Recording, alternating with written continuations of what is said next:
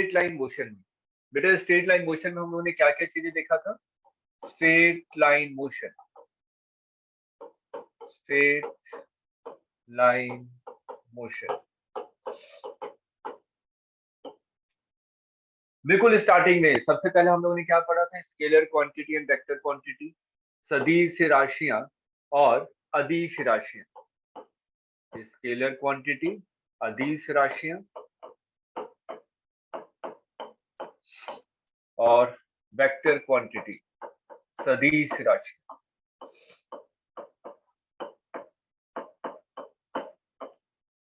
Simple, जैसे आपको word से ही पता चल रहा है, अदिश मतलब कि जिसकी कोई दिशा ना हो, सदिश जिसमें दिशा की जरूरत पड़े। मैं सिंपल सी बात करूं, स्केलर क्वांटिटी, स्केलर क्वांटिटी का मतलब क्या हुआ? ऐसी क्वांटिटी जिसमें सिर्फ और सिर्फ मैग्नीट्यूड को डिफाइन किया जाता है, वो होता है आपका scalar quantity. Vector quantity, quantities which has magnitude as well as direction both. ऐसी राशियां जिनका मैग्नीट्यूड और दिशा दोनों की आवश्यकता पड़ती है, उससे हम लोग कहते हैं वेक्टर क्वांटिटी।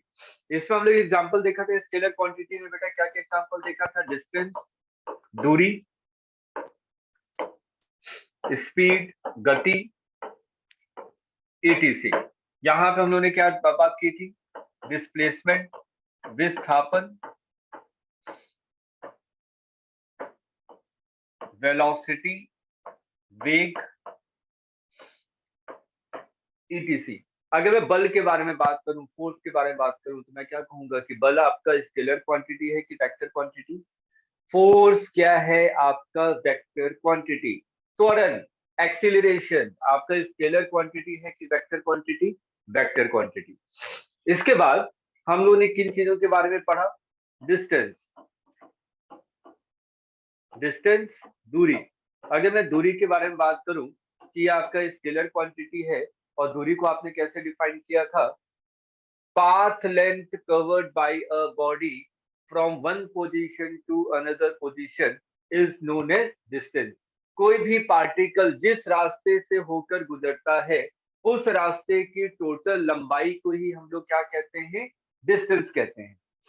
और इसकी यूनिट क्या होती है बेटा? इसकी यूनिट होती है आपकी मीटर। अगर हम लोग विस्थापन या डिस्प्लेसमेंट के बारे में बात करें, विस्थापन या डिस्प्लेसमेंट के बारे में बात करें, तो ये भी क्या है आपका? Vector quantity. डिस्प्लेसमेंट का मतलब क्या होता है? Shortest distance between initial and final position of particle is known as displacement. Simple, प्रारंभिक बिंदु और अंतिम बिंदु को जोड़ने वाली रेखा को ही हम लोग क्या कहते हैं? डिस्प्लेसमेंट कहते हैं। इसकी यूनिट क्या है बेटा? इसकी यूनिट भी क्या होती है? मीटर होती है। इसके बाद हम लोग ने क्या पढ़ा था? डिस्टेंस पढ़ लिया, डिस्प्लेसमेंट पढ़ लिया। उसके बाद हम लोगों ने स्पीड के बारे में बात की। सिंपल, आपको पता है स्पीड इज इक्वल टू क्या होता है? डिस्टेंस डिवाइडेड बाय टाइम, दूरी बटे समय।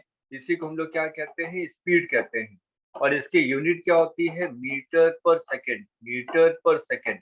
ठीक, इसकी यूनिट क्या है बेटा? आपकी मीटर पर सेकेंड। अब देखिए, स्पीड में हम लोगों ने दो चीजों को डिफाइन किया था। मैंने कहा था कि क्षणिक गति कितनी है। क्षणिक गति का मतलब क्या हुआ? Instantaneous speed, instantaneous speed.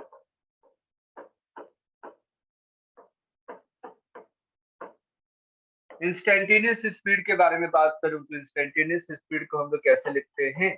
dx/dt। अगर आपसे मैं बोलूं कि एवरेज स्पीड क्या है?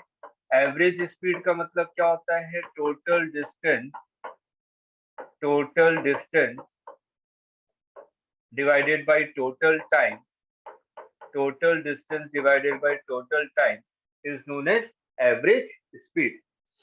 अब स्पीड के बारे में चर्चा कर लिया था हम लोगों ने। उसके बाद हम लोगों ने किसके बारे में पढ़ा था? वेलोसिटी। तो वेलोसिटी को कैसे डिफाइन किया था? वेग। Velocity is equal to displacement divided by time, विस्थापन बटे समय। यही क्या होता है? वेलोसिटी। इसकी यूनिट क्या होती है? सेम जो आपकी स्पीड की यूनिट होती है, मीटर पर सेकेंड।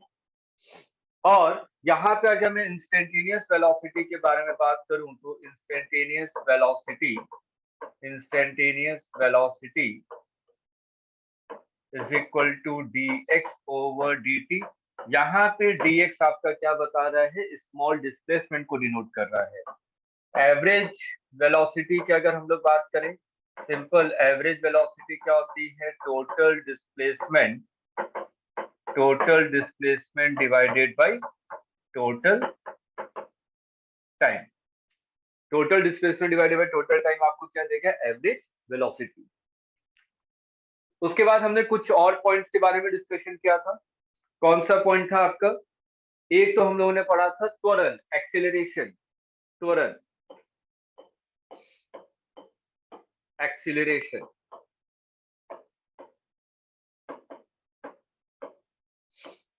एक्सीलरेशन क्या होता है, जब इंस्टेंटेनियस एक्सीलरेशन के बारे में बात करूं तो dv ओवर dt, और एक्सीलरेशन के एक और फॉर्मूला आपने क्या लिखा था, v dv over dx, v dv over dx।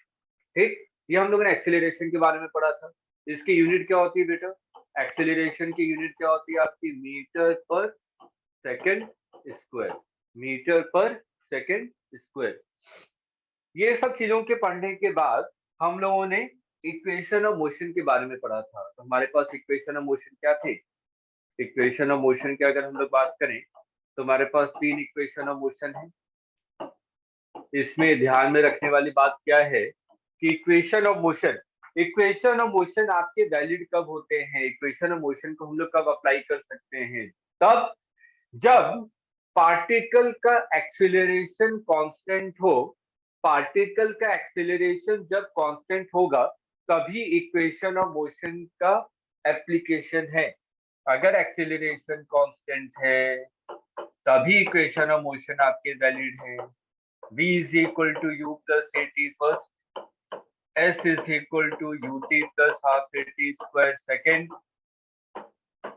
v square minus u square is equal to 2as third. ये तीनों इक्वेशन ऑफ मोशन वैलिड कब है, जब आपका एक्सीलरेशन क्या हो, कांस्टेंट हो। याद कीजिए ये तीनों का डेरिवेशन हम लोगों ने कैलकुलस मेथड से किया था, डिफरेंशिएशन और इंटीग्रेशन की मदद से, अवकलन और संकलन की मदद से। इसके बाद हम लोगों ने, ये थ्योरी वाला पोर्शन था, इसके बाद हमने इस पे बेस्ड कई सारे न्यूमेरिकल की प्रैक्टिस की। ठीक, यहां तक मेरे ख्याल से सभी लोगों को क्लियर होना चाहिए। तो आज का जो हम लोगों का डिस्कशन है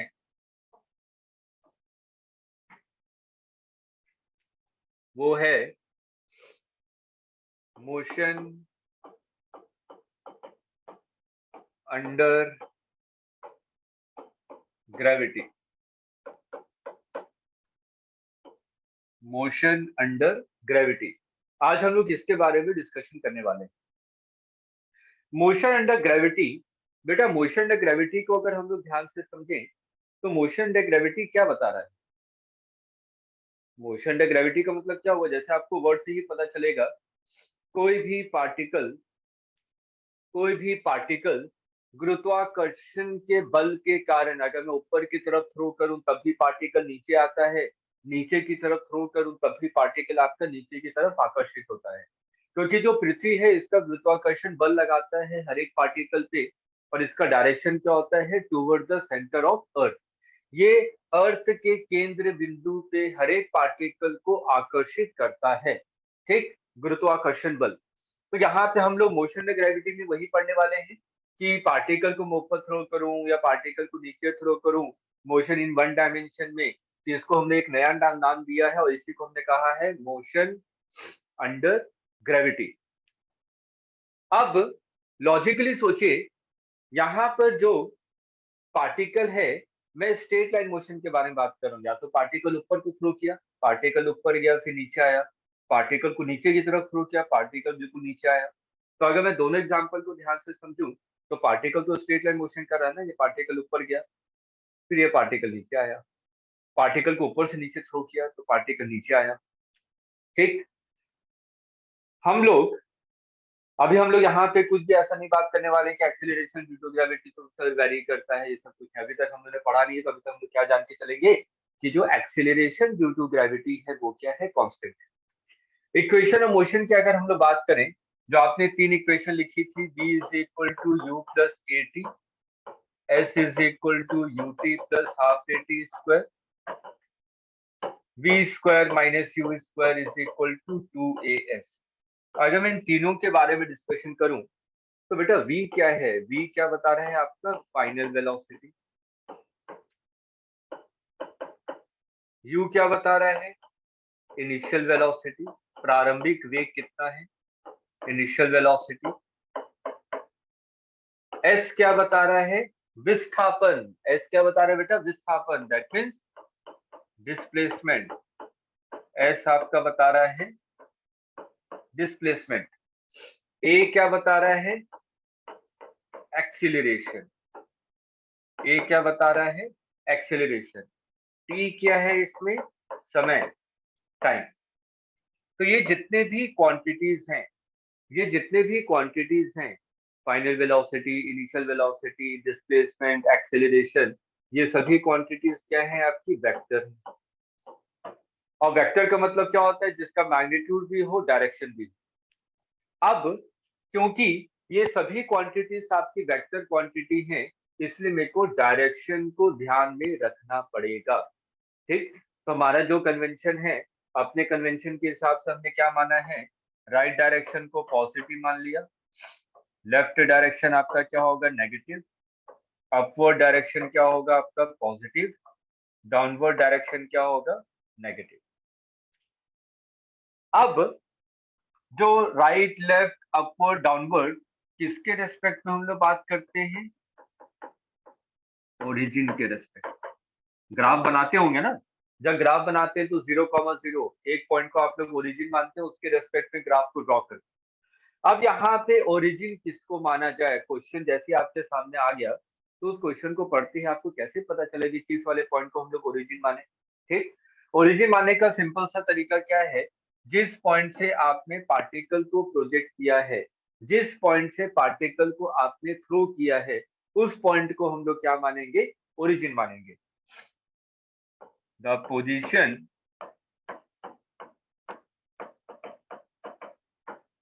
from which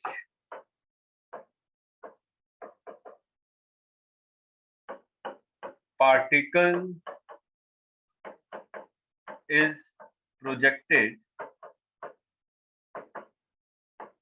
is taken as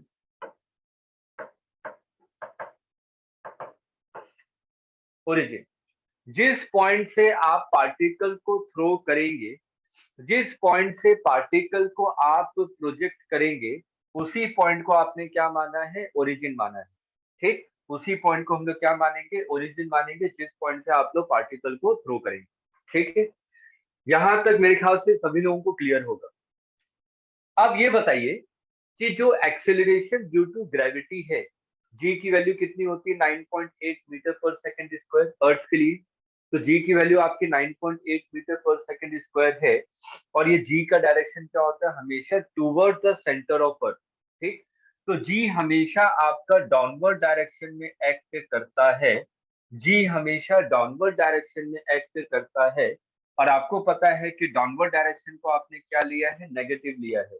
इसलिए मोशन अंडर ग्रेविटी में जितने भी प्रश्न आप करेंगे, जितने भी क्वेश्चन हम लोग सॉल्व करेंगे, हमेशा ध्यान रखिएगा कि a इज इक्वल टू क्या लेंगे माइनस जी। पार्टिकल को ऊपर थ्रो करूं या पार्टिकल को नीचे थ्रो करूं, जी हमेशा डाउनवर्ड डायरेक्शन में ही लगेगा। जी आपका बेटा हमेशा कहाँ लगेगा डाउनवर्ड डायरेक्शन में ही लगेगा। इस वाले पॉइंट पे कई सारे टीचर्स मतलब कि जो स्कूल टीचर्स होते हैं या कुछ मिसकॉन्सेप्ट उनके दिमाग में होता है, बच्चों को गलत ही पढ़ा देते। वो कहते हैं कि जी की वैल्यू पॉजिटिव होगी कब, जब मैं पार्टिकल को ऊपर की तरफ उछालूं। अगर मैं ऊपर की तरफ पार्टिकल को उछाल रहा हूँ, ऊपर की तरफ पार्टिकल को थ्रो कर रहा हूँ, तो यहाँ पे a is equal to plus g ले लेते हैं वो लोग। पार्टिकल को नीचे की तरफ थ्रो करते हैं तो a is equal to minus g ले लेता है। बेटा गलत कॉन्सेप्ट है, आपको पता है ना, सिंपल सा अपना लॉजिक लगाइए कि जो गुरुत्वाकर्षण बल है, जो ग्रेविटेशनल फोर्स है, वो हमेशा कहाँ एक्ट करेगा toward the centre of earth. Gravitational force आपका बेटा हमेशा सेंटर ऑफ अर्थ की तरफ लगता है, इसलिए जी की वैल्यू या जो एक्सेलरेशन है, एक्सेलरेशन हम लोग हमेशा क्या लेंगे माइनस जी लेंगे अकॉर्डिंग टू आवर कन्वेंशन। जो हम लोगों ने साइन कन्वेंशन माना है उसके हिसाब से ए की वैल्यू हमेशा माइनस जी लेंगे, चाहे पार्टिकल को ऊपर की तरफ थ्रो कीजिए चाहे पार्टिकल को नीचे की तरफ थ्रो कीजिए। सुनील बेटा आवाज आ रही है मेरी? सुनील बेटा माइक को अनम्यूट कीजिए। सुनील, स्वाति, छाया, माइक को अनम्यूट कीजिए फटाफट।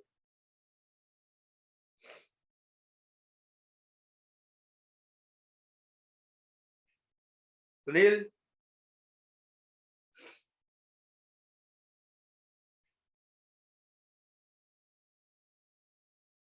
अच्छा अनम्यूट का ऑप्शन नहीं आ रहा है, एक मिनट।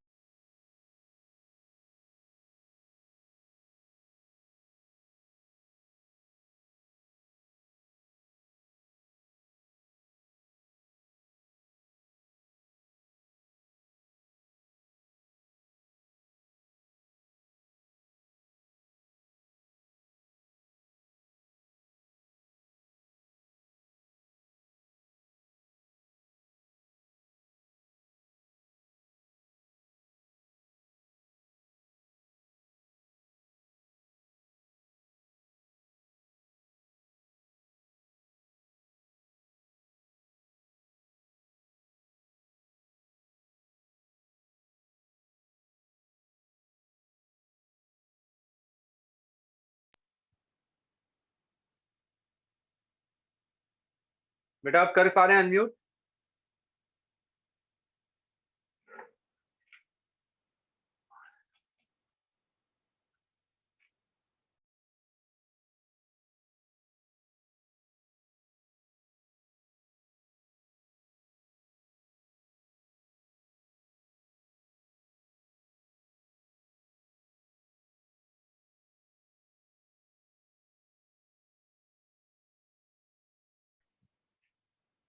बेटा सिर्फ एक मिनट, एक मिनट में आप लोग अपने को अनम्यूट कर पाएंगे?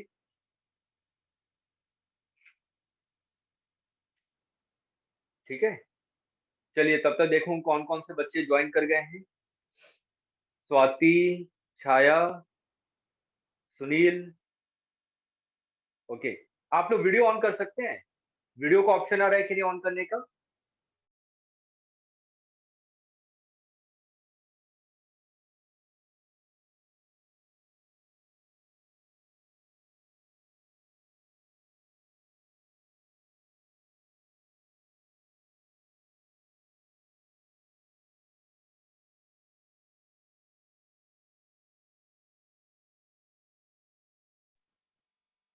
अनम्यूट कीजिए, देखिए अब ऑप्शन आ गया है। स्वाति, सुनील बेटा अनम्यूट कर सकते हैं।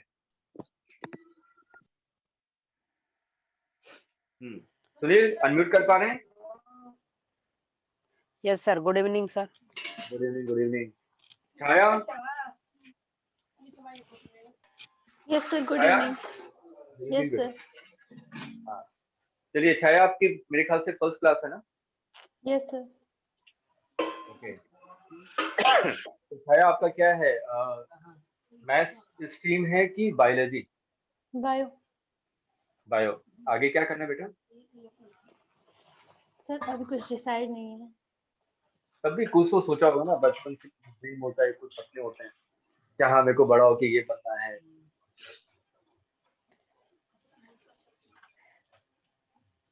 देखिए पढ़ाई का एक मोटिव होता है कि हाँ हम लोग सिंपल नहीं, चलो 11वीं भी कर लेते हैं, चलो 11वीं पढ़ना था चलो 12वीं भी पढ़ लेते हैं। किसी ने कहा चलो बीए कर लो, बीए कर लेते हैं, चलो बीएससी कर लो, बीएससी कर लेते हैं। लेकिन एक खुद का भी होता है ना कि नहीं मुझे ये करना है, मुझे इसके हिसाब से प्रिपरेशन करनी है। ऐसा कुछ है बेटा छाया? Sir IAS. आईएएस की प्रिपरेशन, गुड, बहुत अच्छा है। एडमिनिस्ट्रेशन में जाएंगी, बहुत अच्छी बात है बेटा। स्वाति, आपसे लास्ट टाइम भी बात नहीं हो पाई थी। स्वाति आपका क्या है, आपका क्या गोल है स्वाति?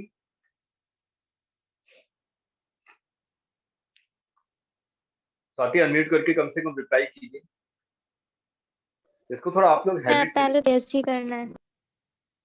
पहले क्या करना है बेटा? BSc. बीएससी करना है, अच्छा। फिर आगे ग्रेजुएशन के बाद?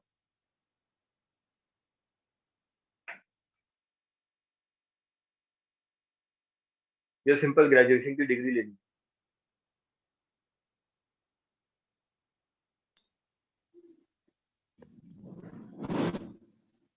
बोलिए स्वाति, बोलिए।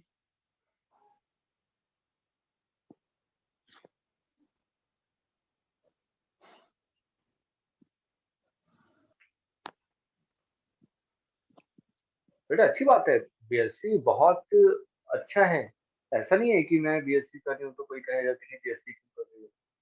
बेटा बीएससी एमएससी एक बहुत रिनॉन्ड, हम लोग कहेंगे कि हाँ एक स्ट्रीम है आपकी। तो सिंपल मैं तो ये पूछ रहा हूँ कि ग्रेजुएशन के बाद क्या? अगर ठीक है आपने बीएससी भी कर लिया, तो उसके बाद क्या? एमएससी? तो क्या फिर पूछूंगा इसके आगे क्या, फिर बोलेंगे पीएचडी? एक होगा ना, एक हमने एक गोल निर्धारित करके रखा हुआ है कि हाँ मेरे को इस फील्ड में जाना है, तो इसके हिसाब से मैं ये सब प्रिपरेशन करूंगी, बीएससी करूंगी। जैसे छाया ने कहा कि मेरे को एडमिनिस्ट्रेशन में जाना है, एएस की प्रिपरेशन करनी है, ठीक। तो उनका गोल निर्धारित है कि हाँ इसके बाद मैं बीए या जो भी करना चाहती हूँ, या बायोलॉजी में ही मैं आईएएस की प्रिपरेशन करना चाहती हूँ।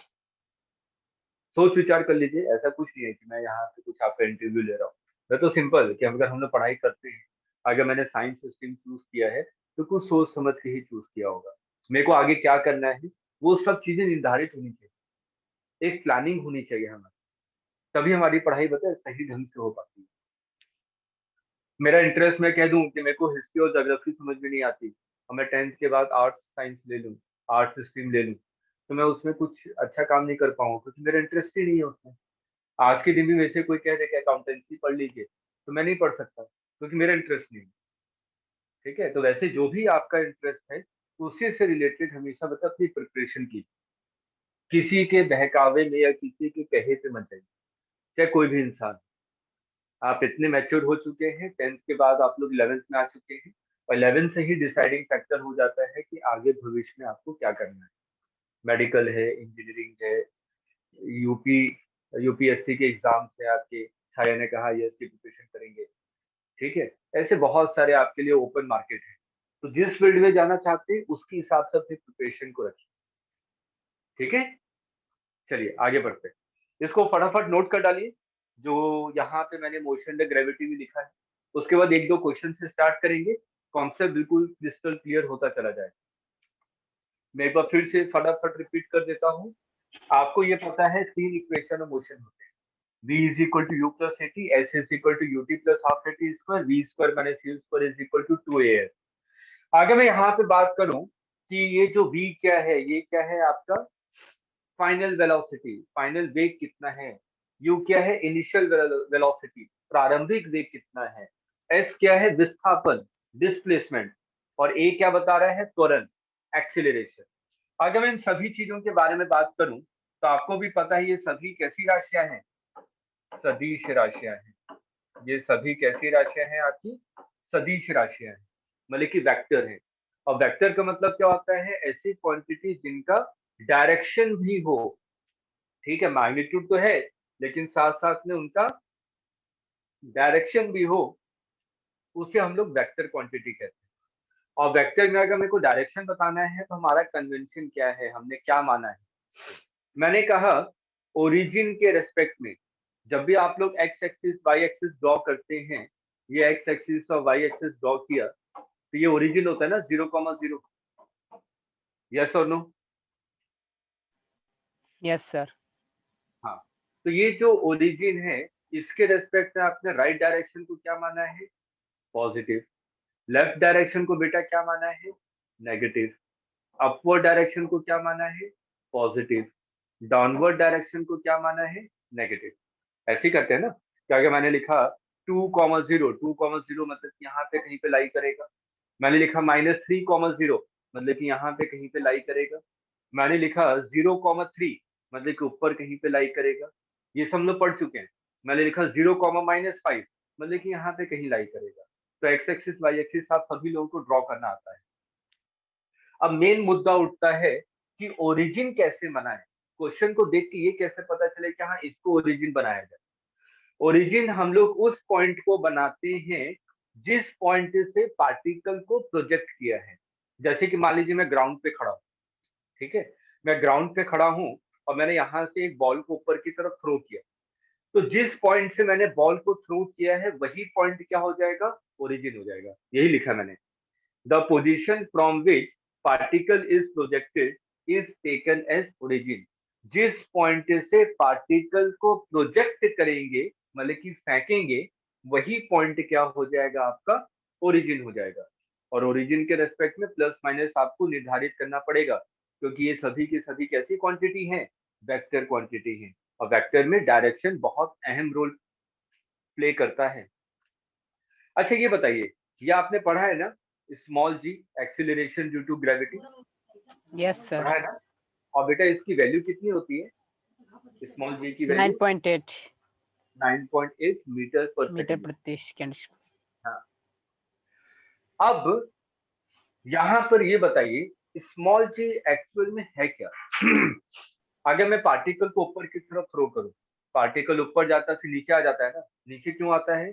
गुरुत्वाकर्षण बल के कारण, ग्रेविटेशन फोर्स के कारण, कि अर्थ की ग्रेविटेशन फील्ड है जिसके कारण हर एक पार्टिकल को नीचे की तरफ, ये आप तो कहते हैं ना कि जब न्यूटन ने सोचा था तो क्या सोचा था कि पेड़ से सेब नीचे क्यों गिरा, व्हाई एप्पल फॉल्स, तभी तो सोचना स्टार्ट किया था, तभी तो ग्रेविटेशन के बारे में उन्होंने बिकॉज ऑफ बताया। Gravitational force.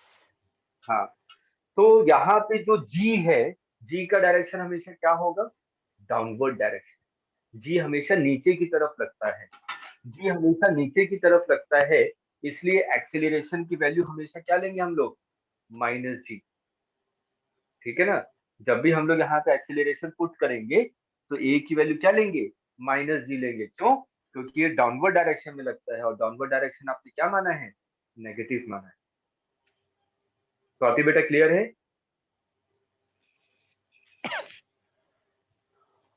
छाया सर मेरा एक कंफ्यूजन है सर।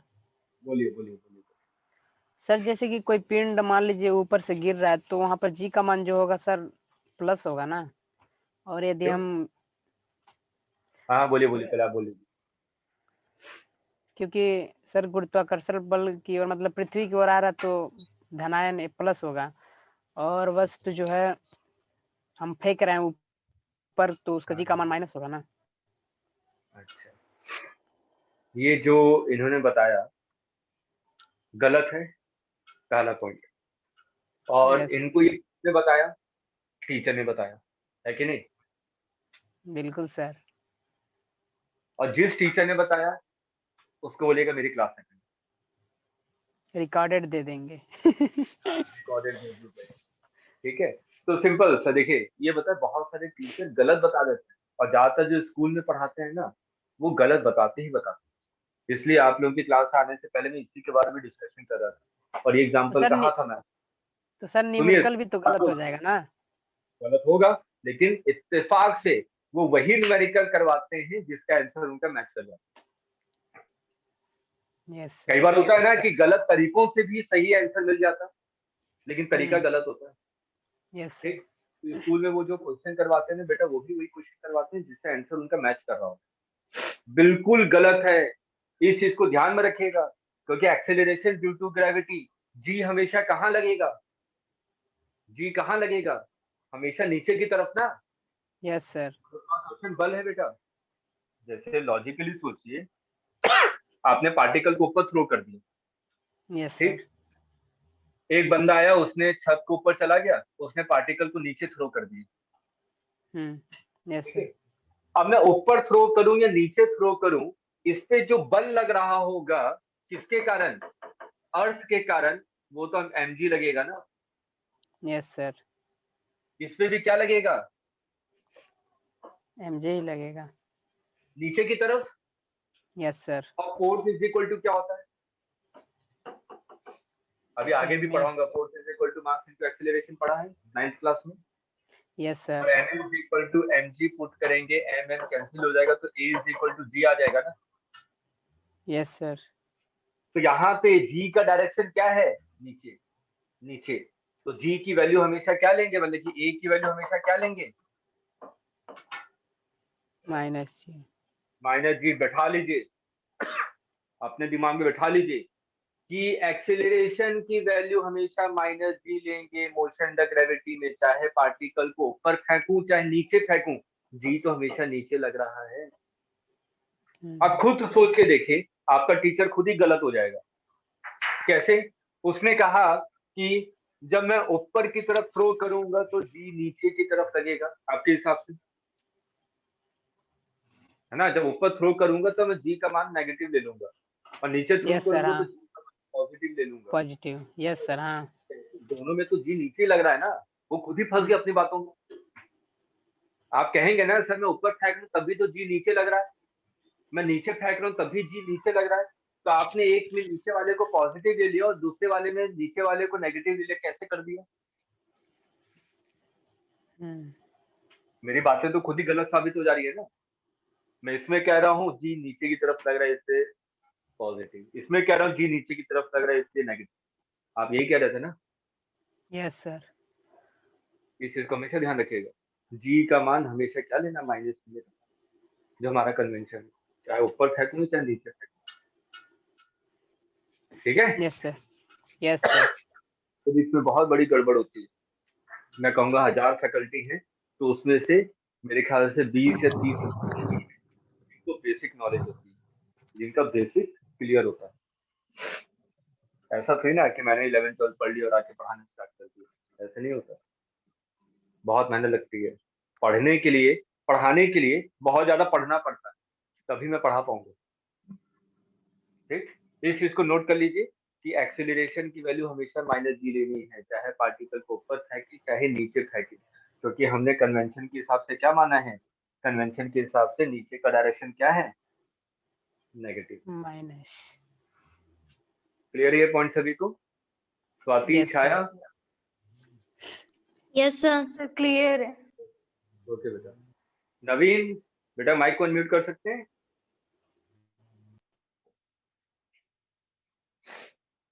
चलिए इसको लिख लीजिए, अब क्वेश्चन स्टार्ट करते हैं। देखिए पहला क्वेश्चन, आपने कहा कि यहाँ ग्राउंड से मैंने एक पार्टिकल को ऊपर की तरफ थ्रो किया, कितनी स्पीड से, यू स्पीड से। ये बॉल है मेरे हाथ में, मैंने ऊपर थ्रो किया।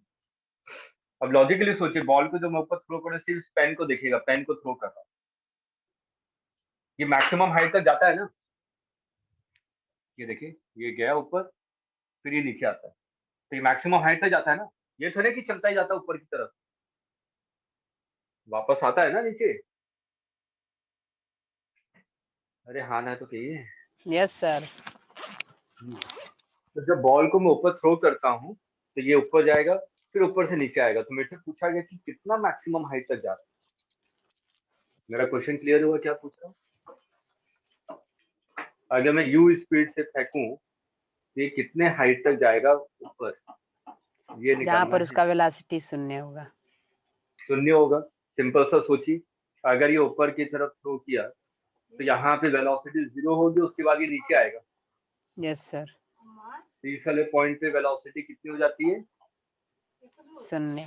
0 हो जाती है। तो मेरे को यहाँ पे h निकालना था, तो आपने फटाफट जो अभी कन्वेंशन बताया था उसके हिसाब से आपने कहा, सर ने अभी बताया था जिस पॉइंट से मैं पार्टिकल को थ्रो करूंगा उस वाले पॉइंट को क्या लूंगा, ओरिजिन लूंगा। इसको ओरिजिन ले लिया, यस सर। ओरिजिन के रेस्पेक्ट में यहाँ पे पहुंच गया। ठीक है, तो ये जो डिस्प्लेसमेंट है, विस्थापन है, ये प्लस एच होगा कि माइनस एच होगा, इसके रेस्पेक्ट में प्लस एच। प्लस एच, क्योंकि ऊपर की तरफ। Yes sir. तो आपके पास फॉर्मूला क्या है, v square minus u square is equal to 2af, ये यूज करना यस चाहता सर। हूँ। फाइनल वेलोसिटी कितनी हो गई, 0।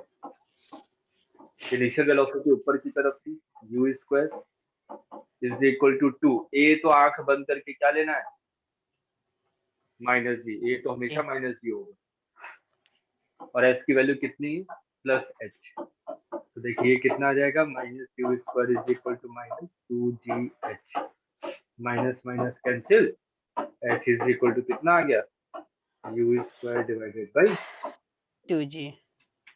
2g। नोट कीजिए इसको। सर ये तो हाँ प्रोजेक्टाइल मोशन वाला भी है ना? हाँ, प्रोजेक्टाइल मोशन में you square sine square theta divided by 2g आ जाता है। यस सर, हाँ। मैक्सिमम हाइट के लिए।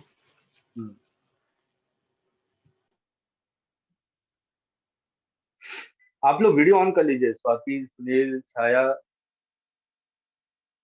नवीन। बेटा वीडियो ऑन करेंगे तो थोड़ा सा इंटरेक्शन प्रॉपर हो पाता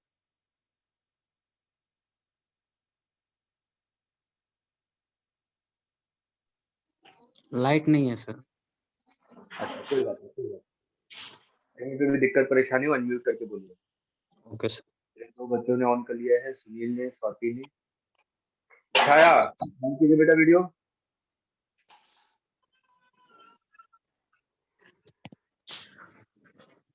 स्वाति क्लियर है बेटा?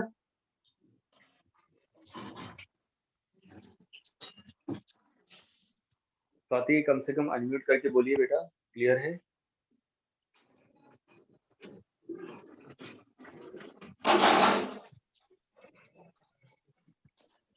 स्वाति आपकी आवाज नहीं आ रही है, अनम्यूट तो कर लिया है।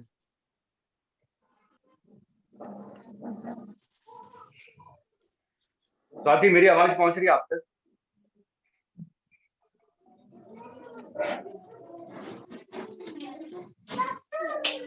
स्वाति आपकी कोई आवाज नहीं आ रही बेटा।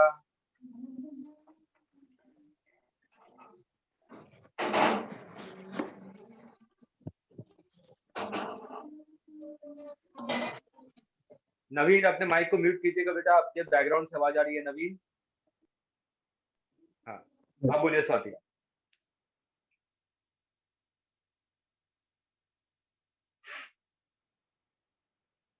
स्वाति नहीं बोलेंगे आज, चलिए कोई बात नहीं।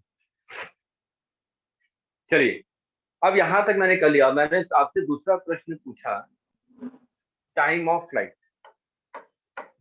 टाइम ऑफ फ्लाइट का मतलब क्या हुआ, कौन बताएगा? कितना समय तक वह हवा में रहा? कितने समय उड्डयन तक काल। पार्टिकल हवा में रहा, उसी को हम लोग क्या कहते यस। हैं? Time of flight. तो मैंने कहा फ्लाइट कि जैसे टाइम। ही मैंने बॉल को थ्रो किया, जैसे ये थ्रो किया हवा में, ये मैंने कहा इसको ऊपर जाके नीचे आने में वापस कितना समय लगा? 2 सेकंड। तो ये 2 सेकंड क्या हो जाएगा? इसका टाइम ऑफ फ्लाइट हो जाएगा। अब इसको निकालें कैसे? मेरे पास 3 इक्वेशन मौजूद है। एक तो v is equal to u plus a2, एक है ये v square minus u square is equal to 2as, और तीसरा है s is equal to ut plus half at square. किसको यहाँ पे यूज करूं ताकि मैं टाइम ऑफ फ्लाइट को निकाल सकूं? जल्दी से बताइए किसको यूज किया जाए, किसको यूज किया जाए? टाइम ऑफ फ्लाइट के लिए किसको यूज किया जाए?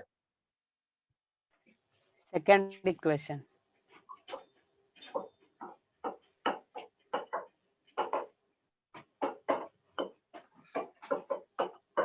आपने पार्टिकल को थ्रो किया u स्पीड से, पार्टिकल गया और ऊपर से नीचे आया। तो इसको ऊपर जाके नीचे आने में कितना समय लगा, इसी को हम लोग क्या कहते हैं? टाइम ऑफ फ्लाइट कहते हैं। अब ये बताइए इनिशियल पोजीशन क्या थी पार्टिकल? इंटरैक्ट कीजिए, थोड़ा सा जवाब दीजिए, और जिससे पूछूं वही जवाब देगा। छाया और स्वाति बताएंगे इनिशियल पोजीशन क्या थी, शुरुआत में पार्टिकल कहाँ था?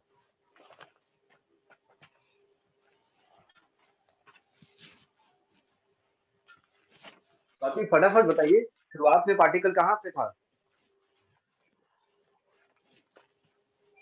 नवीन आप बताइए बेटा, शुरुआत में पार्टिकल कहाँ पे था? सर यू के पास था। यू के पास मतलब कि origin origin point. Yes, origin point. आखिरी में कहाँ पहुंच गया पार्टिकल? आखिरी में सर यू पर आ गया। ओरिजिन पे पहुंच गया वापस। Yes sir. जो डिस्प्लेसमेंट, अच्छा अब ये बताइए हिंदी मीडियम है कि इंग्लिश मीडियम? क्या सर? आपका बोर्ड बेटा हिंदी मीडियम में है कि इंग्लिश मीडियम में है? Sir Hindi medium. Hindi medium, ठीक है।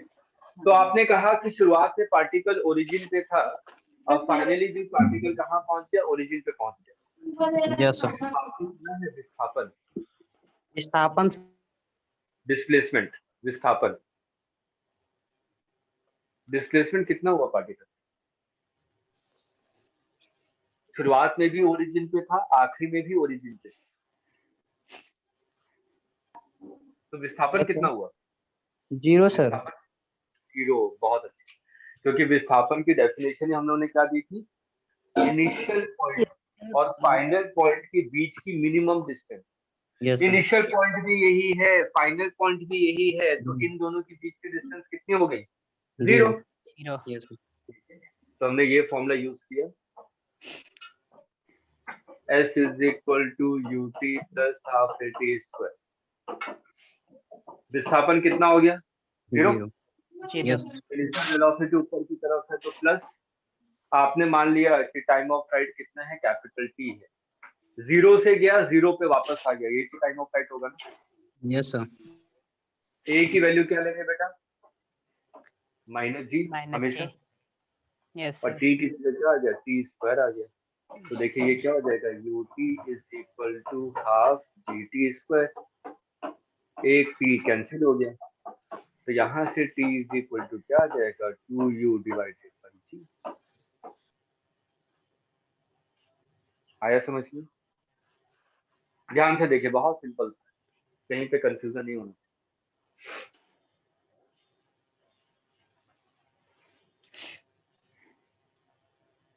तो कहीं पे भी कंफ्यूजन है, फटाफट पूछ डालिए।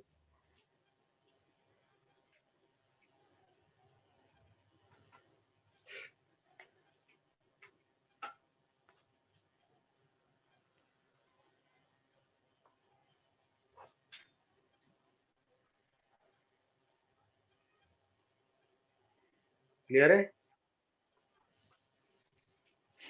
Yes sir. छाया, नवीन, बेटा क्लियर है?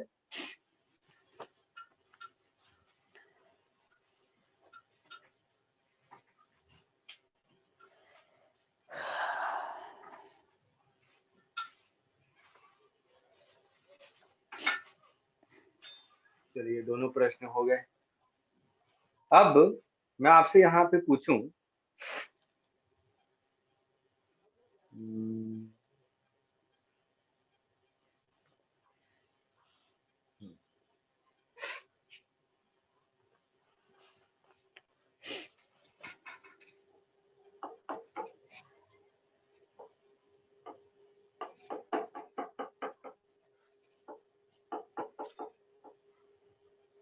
आपने एक पार्टिकल को ग्राउंड से ऊपर की तरफ थ्रो किया, और कितनी स्पीड से थ्रो किया?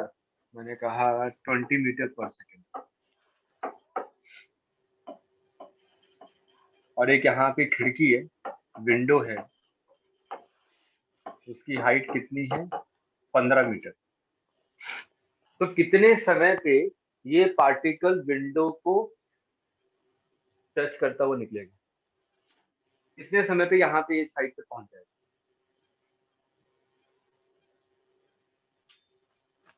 क्वेश्चन क्लियर हुआ? Find time when particle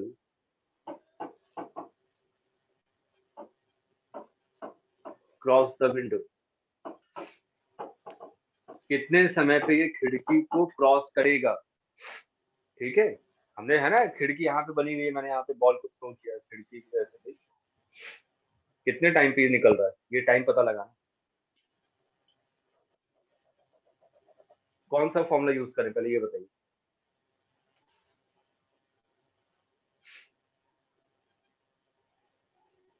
u2 plus half at square sir. हाँ, तो सबसे पहला पॉइंट क्या है हमारे पास? हमने कहा जिस पॉइंट पे प्रोजेक्ट करेंगे उसको क्या मानेंगे? ओरिजिन।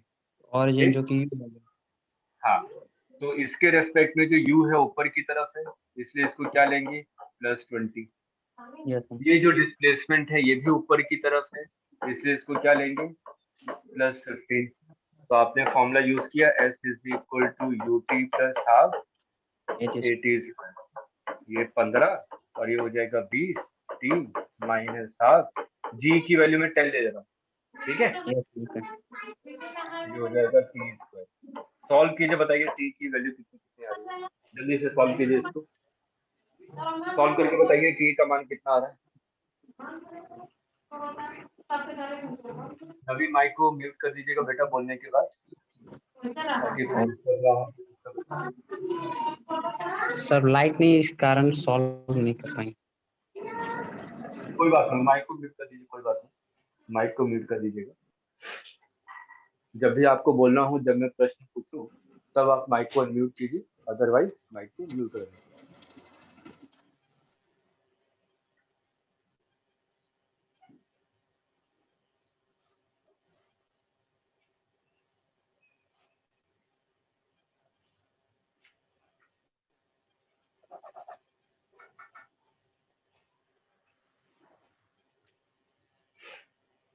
सॉल्व करके देखिए कितना आ रहा है।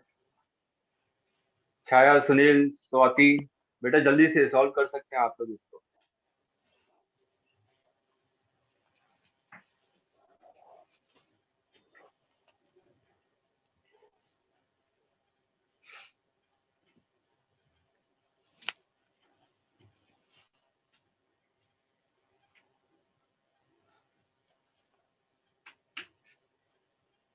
इसको 5 से डिवाइड कर दिए, ये 4 हो जाएगा, ये 3 हो जाएगा। तो देखिए कितना है, 3 is equal to 4T minus T square. तो T स्क्वायर माइनस 3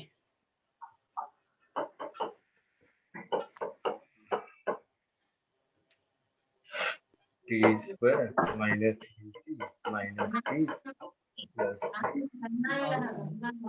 T को common, T minus 3 minus 1 common, T यहाँ से आ जाएगा T इज इक्वल टू 1 और T इज इक्वल टू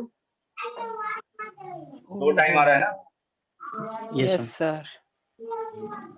इसका मतलब क्या हुआ, 2 समय आ रहा है। 2 समय का मतलब क्या हुआ, जब आपने बॉल को थ्रो किया तो बॉल, ये मान लीजिए ये बॉल को थ्रो किया, खिड़की को क्रॉस किया, कितने टाइम, 1 सेकंड, फिर ऊपर गया, फिर ऊपर से नीचे आ रहा है और ये फिर से क्रॉस कर रहा है, कितने समय पे क्रॉस कर रहा है, 3 सेकंड पे। इसका मतलब विंडो को भी कितनी बार क्रॉस कर रहा है, एक बार जाते समय और एक बार वापस लौटते समय। जाते समय जब क्रॉस कर रहा था तो कितना समय हो रहा था, 1 सेकंड, और जब लौटते समय क्रॉस कर रहा था उस समय कितना समय हो रहा था, 3 सेकंड। क्लियर है। Yes sir.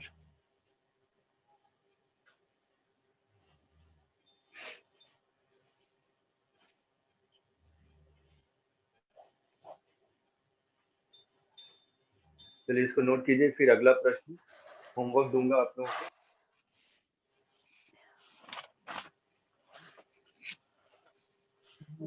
ये मेरा सर पहला क्लास है सर इस पर। पहला क्लास है ना, तो ज्यादा दिक्कत परेशानी नहीं आनी चाहिए। मैं सिर्फ आपको ये कहूंगा कि रिकॉर्डेड में देखिएगा, मैथमेटिकल टूल्स नाम से 3-4 लेक्चर हैं, मैथमेटिकल टूल्स, ठीक है। बस आप उस क्लास को, रिकॉर्डेड को देख लीजिए, 2-3 घंटे का समय निकाल, यस सर। तो आपको स्ट्रेट लाइन मोशन में कहीं पे दिक्कत परेशानी नहीं आएगी, आराम से सब चीज। आपका क्लास सर हमेशा चलता है इस पर? हाँ बेटा, मंडे को, वेडनेसडे को और फ्राइडे को। Okay sir. सर आप बोल रहे थे आज से रेगुलर हो जाएगा ना? हाँ, अभी कल देखिए पेपर में निकल जाएगा, कल एक एडवर्टीजमेंट जा रहा है हम लोगों का। एडवर्टीजमेंट निकलने के बाद मेरे ख्याल से दिवाली के आसपास में ये रेगुलर हो जाएगा, पर डे क्लासेस चलेंगी। अभी एक बार एडवर्टीजमेंट चला जाए पेपर में, क्योंकि अभी और भी बच्चे हैं ना जब एनरोल्ड हुए हैं, तो उन सबको भी हम लोग एक साथ ही लेकर आएंगे। Okay sir. नोट कर लीजिए, फिर अगला प्रश्न देते हैं जल्दी से।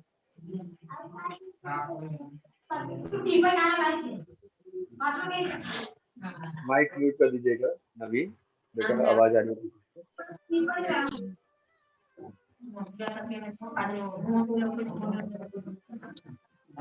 नहीं बेटा, माइक को म्यूट कर दीजिए, पीछे से आवाज आ रही है।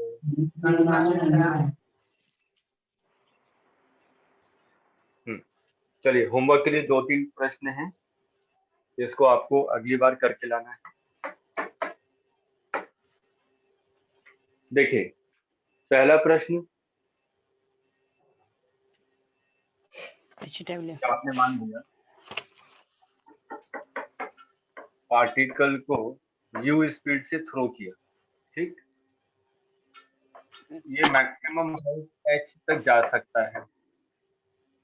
मेरे से ये पूछा गया जब पार्टिकल h/2 पे पहुंचा होगा, ठीक है, जब पार्टिकल आधी दूरी पे पहुंचा होगा उस समय इसकी स्पीड कितनी थी?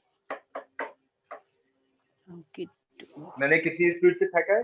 u स्पीड से। तो मैंने कहा कि जब ये आधी दूरी पे पहुंच जाएगा तो उसकी स्पीड कितनी होगी, ये पता लगा। पहला प्रश्न क्लियर है? क्या पूछा जा रहा है?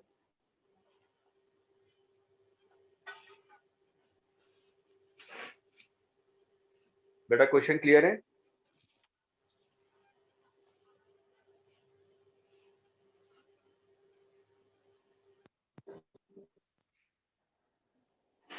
क्वेश्चन समझ में आया? सर एक बार और रिपीट कर दीजिए सर। मैंने नेटवर्क क्वेश्चन इशू ये हो गया कहा था। कि आपने कितनी स्पीड से फेंका है? u स्पीड से। Yes sir. जब ये आधे डिस्टेंस पे पहुंचा होगा उस समय इसकी स्पीड क्या होगी वो पता लगा। Okay clear sir. है? Yes sir. दूसरा प्रश्न, मैंने कहा किसी पार्टिकल को थ्रो करता हूं तो कितनी हाइट तक जा सकता है? h हाइट तक जा सकता है। तो आपने कहा जब मैंने u स्पीड से थ्रो किया तो कितनी हाइट पे पहुंचेगा? h हाइट तक। तो मैंने कहा कि जब इसकी स्पीड आधी हो जाएगी तो ये हाइट कितना होगा? सिंपल सा, अगर मैं किसी पार्टिकल को ऊपर की तरफ थ्रो करता हूं तो उसकी स्पीड इंक्रीज होती है कि डिक्रीज होती है? अगर मैं पार्टिकल को ऊपर की तरफ थ्रो करूंगा तो डिक्रीज होती है।